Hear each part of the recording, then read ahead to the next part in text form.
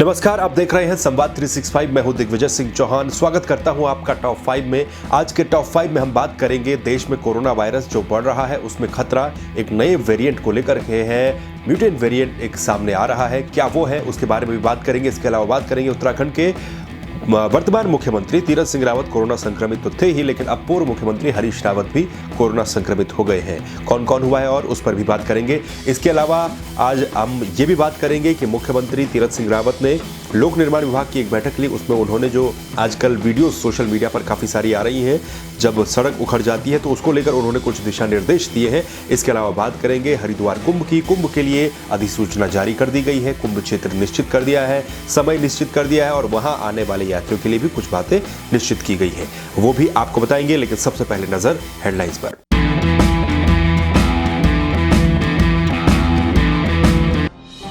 देश में बढ़ा कोरोना वायरस का खतरा, भारत में मिला डबल म्यूटेशन वाला वायरस। 771 नमूने में नए प्रकार की पुष्टि। उत्तराखंड के पूर्व सीएम हरीश रावत हुए कोरोना संक्रमित, परिवार के 4 सदस्यों समेत स्टाफ का एक सदस्य भी संक्रमित। हरिद्वार कुंभ के लिए अधिसूचना जारी, 30 अप्रैल तक चलेगा महाकुंभ। नीलकंठ से लेकर रुड़की रोड बेला क्षेत्र श्रद्धालुओं को लानी होगी कोरोना नेगेटिव रिपोर्ट। मुख्यमंत्री ने ली लोक निर्माण विभाग की समीक्षा बैठक, सड़कों की गुणवत्ता पर ध्यान देने के निर्देश। बोले 4 धाम यात्रा से पहले पूरा हो सड़कों का कामकाज।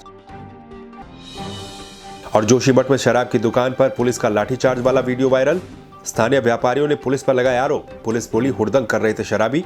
डीजीपी ने 2 पुलिसकर्मियों को किया सस्पेंड।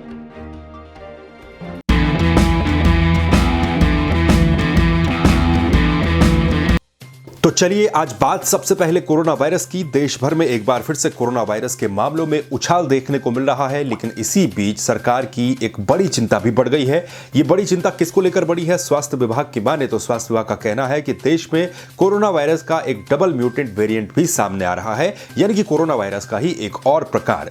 ये जो नया वेरिएंट देखने को मिला है, ये आपकी प्रतिरक्षा प्रणाली को भी चकमा देकर आपके अंदर संक्रमण को बढ़ा सकता है। तो बहरहाल ये जो नया डबल म्यूटेंट वेरिएंट जिसे कहा जा रहा है स्वास्थ्य विभाग की तरफ से, इसकी पुष्टि भी हुई है। आपको यह भी बता दें कि दिल्ली, महाराष्ट्र समेत करीब 7 राज्य ऐसे हैं जहां पर इस तरह के डबल म्यूटेंट वेरिएंट की पुष्टि की गई है। हालांकि स्वास्थ्य विभाग का यह भी कहना है कि जो कोरोना वायरस के मामले इन दिनों तेजी के साथ बढ़ रहे हैं, तेजी के साथ संक्रमित हो रहे हैं, उनमें इस डबल म्यूटेंट की भूमिका कितनी है यह कहना अभी मुश्किल है। इस बात की पुष्टि नहीं हो पाई है कि इसी की वजह से जो नया संक्रमण है वो तेजी से बढ़ रहा है, लेकिन 771 के करीब ऐसे सैंपल पाए गए हैं जिनमें इस डबल म्यूटेंट वेरिएंट की पुष्टि की गई है। तो इस नए वेरिएंट के बारे में आपको हम कुछ जानकारी दे दें। 10,787 पॉजिटिव सैंपल्स जो हैं उनकी जीनोम सीक्वेंसिंग की गई।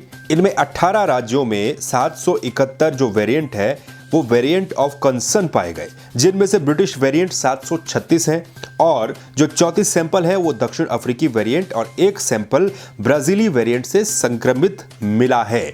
यानी कि जो नया वेरिएंट आया है ये इन देशों के अभी फिलहाल मिले हैं, लेकिन स्वास्थ्य विभाग का कहना यह है कि जो मामले संक्रमित तेजी से हो रहे हैं उनमें इस वेरिएंट की कितनी भूमिका है यह कह पाना अभी मुश्किल है। इसके लिए भी सावधानियां वही हैं जो कि पहले थी। मास्क लगाए रखें, हाथों को धोएं, सैनिटाइजर का उपयोग करें, क्योंकि तेजी से कई राज्यों में इस तरह के वेरिएंट मिल रहे हैं और इस तरीके से अगर संक्रमण बढ़ता है तो फिर सख्ताई भी कई जगहों पर अब बरती जा रही है।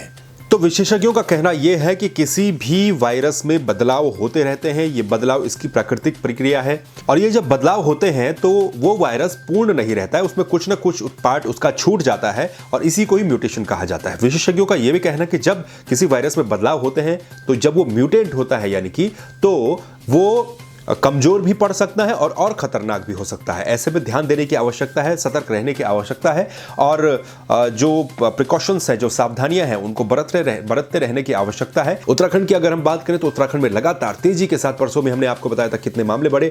पिछले 24 घंटों की अगर हम बात करें तो उत्तराखंड में पिछले 24 घंटों में 200 नए कोरोना के केस सामने आए हैं। यानी कि परसों तक जहां 80, 87, 102, 130 हाईएस्ट पहुंचा, तो अब एक नया आंकड़ा आपके सामने 200 मामले उत्तराखंड में कोरोना वायरस के पिछले 24 घंटों में सामने आए हैं। और चिंता की बात यह कि हरिद्वार से ही मात्र 70 से ज्यादा कोरोना के नए मामले सामने आए हैं। ऐसे में कहा गया है कि टेस्टिंग को बढ़ाया जाएगा और टेस्टिंग अगर बढ़ती है तो क्या और भी मामले सामने आते हैं, ये देखने वाली बात होगी। होली को लेकर, तमाम चीज़ों को लेकर एक बार फिर से सख्ताई बरतनी शुरू कर दी गई है। उत्तराखंड की भी अगर हम बात करें तो नई एसओपी भी बनाई जा रही है, नई एसओपी भी बनाई गई है। इसमें कंटेनमेंट जोन जिस तरह से पहले होते थे, तो अब जिन जिन जगहों पर केस बढ़ेंगे तो वहां पर कंटेनमेंट जोन घोषित किए जाएंगे, यानी कि आने वाले समय में आपको सख्ताई देखने को मिलेगी। और यह भी कहा गया कि सार्वजनिक स्थानों पर अगर कोई मास्क नहीं पहनता है या फिर नियमों का पालन नहीं करता है तो उसी तरह से कार्रवाई होगी, उसी तरह से जुर्माना लगाया जाएगा जैसा पहले लगाया जाता था। तो यानी कि सावधान रहने की आवश्यकता है और सतर्क रहने की आवश्यकता है। तो चलिए अब बात उत्तराखंड के पूर्व मुख्यमंत्री हरीश रावत की। हमने आपको कल भी खबर दिखाई थी, हरीश रावत एक होली मिलन समारोह में पहुंचे और इस होली मिलन समारोह में कई लोग उनके इर्द गिर्द नजर आ रहे थे, तस्वीरों में भी आप देख सकते हैं। लेकिन अब चिंता की बात यह है कि हरीश रावत यानी कि उत्तराखंड के पूर्व मुख्यमंत्री हरीश रावत वो भी अब कोरोना संक्रमित हो चुके हैं। हरीश रावत, उनकी पत्नी और उनकी बेटी भी कोरोना संक्रमित हैं। इसके अलावा उनके स्टाफ के भी कुछ लोग कोरोना संक्रमित बताए जा रहे हैं। यानी कि ये एक चिंता की बात है, क्योंकि पिछले कुछ दिनों से हरीश रावत काफी ज्यादा सक्रिय नजर आ रहे थे। कई कार्यक्रमों में उन्होंने शिरकत की, कई कार्यक्रमों में लोग उनके इर्द गिर्द नजर आए। खासतौर पर होली मिलन समारोह वाले कार्यक्रम में लोग काफी ज्यादा उनके क्लोज थे। ऐसे में अब वो लोग भी चिंतित हैं। उन लोगों को भी कहा गया कि वो भी अपनी टेस्टिंग करवा लें, क्योंकि जिस तरह से संक्रमण बढ़ रहा है तो उस हिसाब से टेस्टिंग करवाना और सतर्क रहना ही बेहतर होगा। इससे पहले उत्तराखंड के मुख्यमंत्री तीरथ सिंह रावत वो कोरोना पॉजिटिव हुए थे। तो उत्तराखंड के पूर्व मुख्यमंत्री हरीश रावत ने खुद ही सोशल मीडिया के जरिए ये जानकारी दी है। उन्होंने अपने संपर्क में आने वाले लोगों से अपील की है कि वो भी अपनी टेस्टिंग करवा लें। हरीश रावत के मुताबिक बुधवार दोपहर को उन्होंने अपनी पत्नी रेणुका, बेटी अनुपमा और उनके स्टाफ के जो सदस्य हैं उनकी टेस्टिंग करवाने का फैसला लिया था। इसके बाद उनकी जो जांच है वो पॉजिटिव आई है और हरीश रावत कोरोना पॉजिटिव है। हालांकि उन्हें हल्का सा बुखार है, लेकिन ना तो उनकी पत्नी को, ना बेटी को, ना ही जो 2 अन्य स्टाफ के लोग हैं उनमें किसी को भी कोई दिक्कत नहीं है। तो बहरहाल दिक्कत किसी को नहीं है, लेकिन आइसोलेट वो भी हो चुके हैं। चलिए बात कर लेते हैं हरिद्वार कुंभ की। हरिद्वार में कुंभ होना है और ऐसे में कुंभ के लिए अधिसूचना अब उत्तराखंड सरकार ने जारी कर दी है। कुंभ के लिए काफी महत्वपूर्ण निर्देश भी आए हैं, उन पर भी बात करेंगे। लेकिन सबसे पहले बात अधिसूचना की। हरिद्वार कुंभ के लिए अधिसूचना जारी कर दी गई है। इसकी तिथि और हरिद्वार कुंभ मेला क्षेत्र का जो स्थान है उसका सीमांकन कर दिया गया है, उसे निश्चित कर दिया गया है। हरिद्वार में होने वाला कुंभ 30 अप्रैल तक चलेगा, यानी कि 30 दिनों तक चलेगा और इन 3 दिनों में 3 शाही स्नान भी और होने हैं। और ऐसे में लाखों की संख्या में यात्री वहां पर आएंगे, श्रद्धालु वहां पर आएंगे, तो उनकी सुरक्षा भी प्राथमिकता बन जाती है। अब जो अधिसूचना जारी की गई है उसमें एक तो डेट, उसकी तिथि निश्चित हुई है, दूसरा कुंभ मेला क्षेत्र निश्चित हुआ है। कुंभ मेला क्षेत्र कहां से कहां तक बना है वो भी हम आपको बता देते हैं। पूरब में हरिद्वार नजीबाबाद मार्ग से सिद्ध सेतु से चंडी देवी मंदिर, हरिद्वार चिला मार्ग से होते हुए स्वर्गाश्रम क्षेत्र तक और उसके बाहरी सीमा के क्षेत्र से लेकर नीलकंठ महादेव मंदिर तक, ये पूर्व क्षेत्र में जो कुंभ मेला क्षेत्र है उसका सीमांकन है। पश्चिम में नरेंद्र नगर मुनि की रेती मार्ग से होते हुए ऋषिकेश देहरादून मार्ग के साथ ही वन चौकी हरिद्वार बाईपास के साथ साथ उस स्थान तक जहां ऋषिकेश हरिद्वार लोक निर्माण विभाग के मार्ग पर जो सड़क मिलती है वहां तक इसका क्षेत्र रहेगा। उत्तर में नीरगढ़ से तपोवन बेटल आश्रम मार्ग से होते हुए नरेंद्र नगर मुनि की रेती मार्ग तक इसका क्षेत्र रहेगा। दक्षिण में हरिद्वार दिल्ली मार्ग से रुड़की तक इसका क्षेत्र रहेगा। यानी कि ये मोटा मार्ग जो मैंने आपको बताया है ये कुंभ मेला क्षेत्र रहेगा। कुल मिलाकर के बात यह है कि रुड़की रोड से लेकर और नीलकंठ तक कुंभ मेला क्षेत्र रहेगा। इस पूरे क्षेत्र में कुंभ की तरह व्यवस्थाएं की जाएंगी। और जो सबसे महत्वपूर्ण बात, कुंभ में आने वाले श्रद्धालुओं को कल भी हमने आपको एक खबर बताई थी और पहले से भी हम आपको इस तरह की आशंका जता रहे थे कि स्वास्थ्य विभाग अब कड़ा रुख ले सकता है हरिद्वार कुंभ को लेकर। और वो फैसला हाईकोर्ट का देखने को मिला, जिसमें कहा गया कि हरिद्वार कुंभ में आने वाले श्रद्धालुओं को अपनी 72 घंटे की RT-PCR नेगेटिव रिपोर्ट लानी होगी, या फिर अगर आपको वैक्सीन के 2 डोज लग चुके हैं तो वैक्सीनेशन की रिपोर्ट आपको हरिद्वार लानी होगी, तब जाकर के आपको वहां पर एंट्री दी जाएगी। इसके अलावा भी हरिद्वार में टेस्टिंग बढ़ाई जाएगी, तमाम तरह की व्यवस्थाएं करवाई जाएंगी। कुंभ, क्योंकि अब अधिसूचना जारी हो चुकी है, 1 महीने तक कुंभ ने चलना है, तो कुंभ में संक्रमण न हो इसको लेकर भी सरकार ध्यान दे रही है। चलिए बात उत्तराखंड के मुख्यमंत्री तीरथ सिंह रावत की। उत्तराखंड के मुख्यमंत्री तीरथ सिंह रावत ने लोक निर्माण विभाग की एक समीक्षा बैठक ली।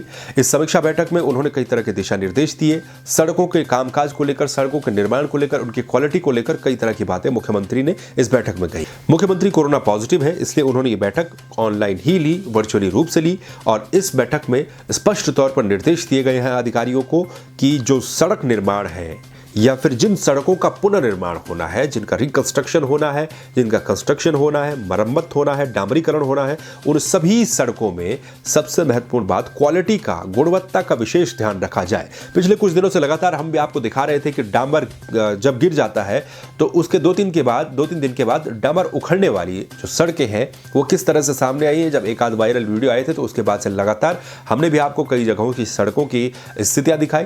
तो अब मुख्यमंत्री ने इन्हीं सब बातों का संज्ञान लेते हुए स्पष्ट रूप से निर्देश दिए हैं कि जो भी सड़क का निर्माण है, जो भी उसका चाहे वो रिकंस्ट्रक्शन हो रहा है, चाहे डामरीकरण हो रहा है, उसमें क्वालिटी का विशेष ध्यान रखा जाए। इसके अलावा मुख्यमंत्री ने यह भी कहा है कि अगर इस तरह के निर्माण कार्यों में गुणवत्ता के साथ कोई छेड़छाड़ होती है या फिर कोई दिक्कत होती है तो उसमें जो भी जिम्मेदार होगा उसके खिलाफ सख्त से सख्त कार्रवाई को अमल में लाया जाए। इसके अलावा मुख्यमंत्री ने यह भी कहा है कि जो 4 धाम यात्रा मार्ग है उनमें जिन सड़कों का काम चलना है या फिर उनकी मरम्मत होनी है उनको यात्रा से पहले पूरा कर लिया जाए। इस बात को सुनिश्चित किया जाए कि यात्रा से पहले, यात्रा सीजन शुरू होने से पहले वो तमाम काम पूरे कर लिए जाए। साथ ही उन्होंने ये भी कहा कि आने वाला जो साल है, आने वाला जो वित्तीय वर्ष है, उसके लिए भी तैयारियां जल्द से जल्द शुरू कर ली जाए। 30 अप्रैल तक सभी टेंडर आमंत्रित कर लिए जाए।